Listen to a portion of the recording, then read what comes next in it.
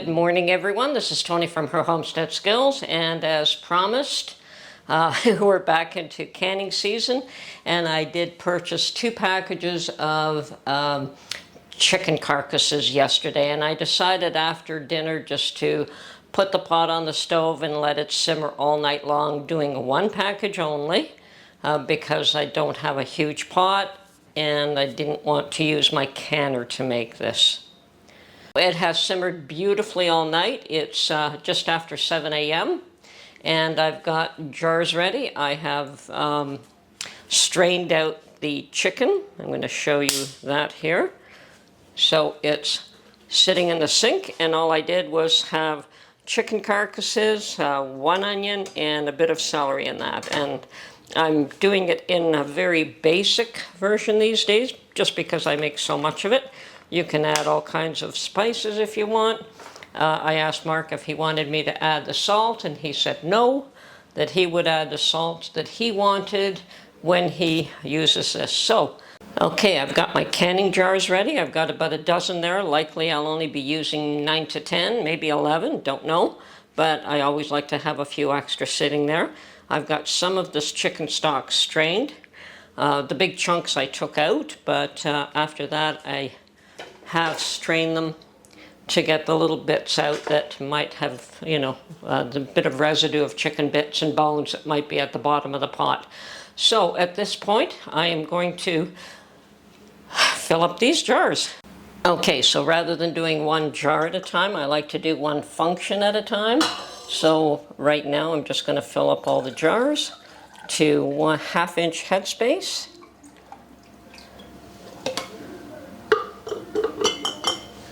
And 1/2 inch would be about there. I've got it at about 1 inch headspace now, and I will top it up later. So first of all, I'm just going to fill up these jars as I go along.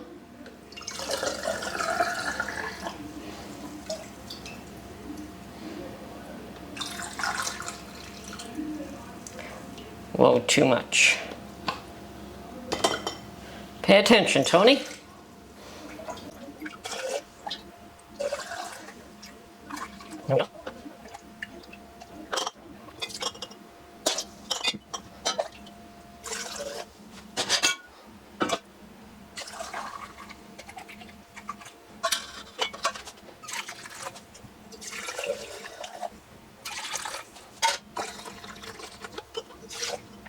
Okay, at this point, I'm going to strain more of this into this pot. Once again, just to make sure that I don't have any little bones or anything like that in here.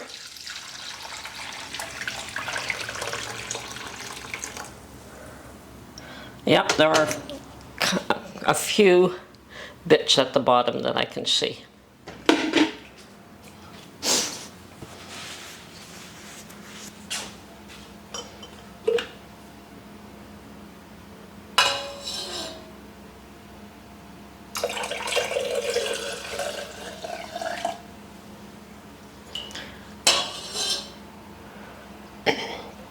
Now, I didn't lose any liquid as I simmered it overnight because I just simmered it at a very, very low temperature that I know it was still simmering, but not boiling. And I did not really wait for this to cool down at all. So I might get a dozen, would be nice.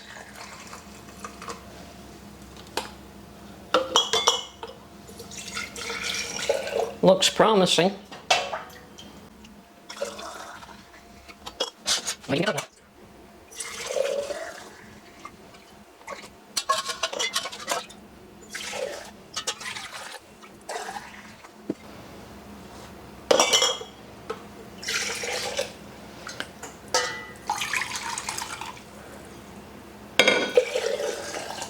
Okay, straining out the last little bit now.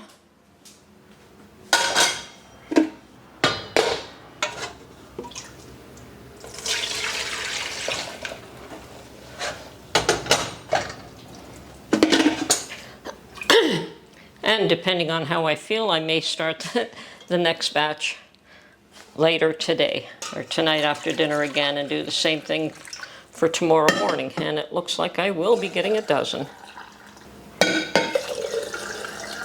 Not quite, which is pretty normal. Normally I do get between 9 and 11. Okay, I'm going to ask him if he wants one right now, and then we'll get to the other stage here, which is putting the lids on. And okay, I've got everything else prepared now. I've got my canner on the stove with 3 quarts of water, actually.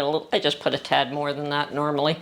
But my canner asks for, canner's instructions say that for the size of canner that I have, for the make and model that I have, you need 3 quarts of water for pressure canning.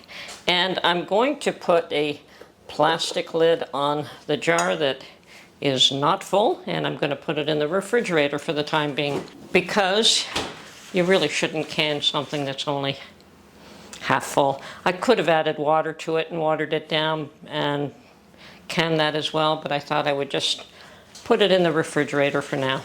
Okay, so I've got everything ready here. I have my vinegar and I have my lids soaking in warm water. They don't have to be boiled anymore. The rubber isn't that thick on them anymore. Okay, I don't really have to worry about headspace. They're all pretty much anywhere from a half to an inch, about 3/4 of an inch, and I'm not that worried about the exact measurement there. It's not bad. And I don't have to worry about debubbling because this is just a liquid, so there are no bubbles in this. But because chicken stock is a bit on the oily side, greasy side, it's very important that you clean the rims with vinegar, because the grease will prevent the rims from sealing. So it's very important that these are kept very clean. And once I've done that, I can put a lid on.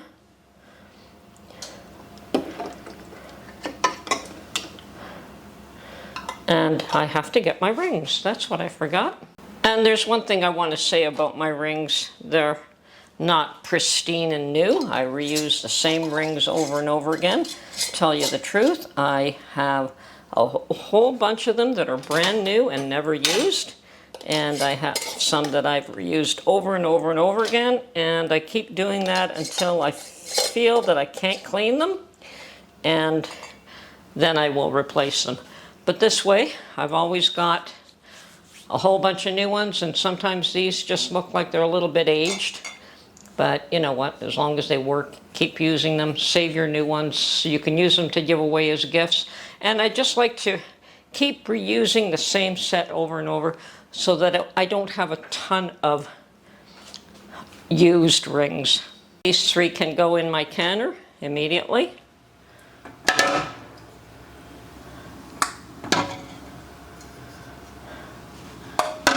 And I will need 2 layers with this.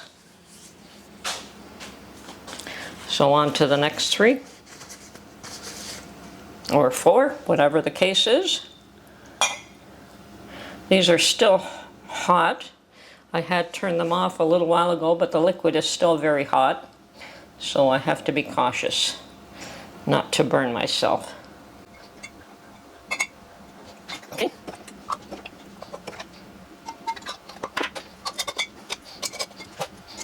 Now, finger tight. You don't want to over tighten these because you do want the air to exhaust from these so that they do seal.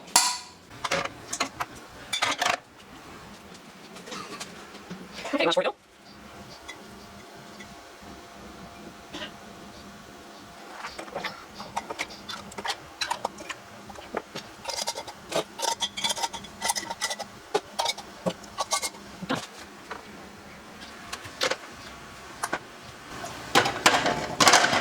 No, that won't work.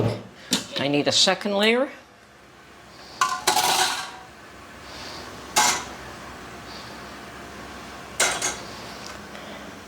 And before I put the lid on, I'm going to put the excess vinegar into my canner. Now, The reason I do that is to prevent mineral buildup on the outside of the jars. It's not necessary, but the jars end up looking cloudy, and it's easier to prevent than it is to try and clean that off. I know you can wash it off with vinegar afterwards, but why?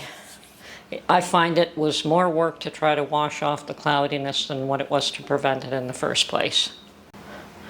Okay, I have put the lid on, and then we wait till this comes to a boil, and we have steam rising from this little outlet here for a good 10 minutes so that it exhausts all the air out of the canner before we put the weight on it. And I have a 10-pound pressure weight that I will be putting on it for my altitude, and then I pressure can it for 20 minutes for pints in my altitude, and I think it would be 25 minutes for quarts. So that's it. I want to get this job done early this morning so that I can get out to my garden and plant those 12 tomato plants that I bought yesterday. Apparently we are not expecting rain today, and hopefully there was enough rain yesterday that the ground is soft. I deal with very hard clay in my area, so the rain always helps when you're trying to either pull weeds or plant a plant that you want. Anyway, I'll get back to this when it's done.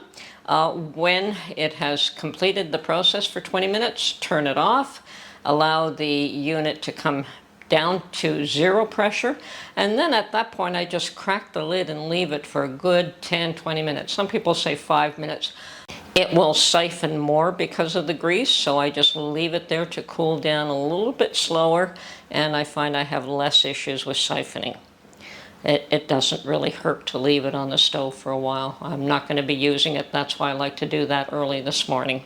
Okay, kitchen's cleaned up, dishes are washed, and I've got my tomato plants in a large basket ready to go to the garden. The canner has finished and it's coming down to pressure. As I said, I'm going to leave that alone, and I'm going out for the time being. When I get back, I will crack that open, and hopefully all of them have sealed.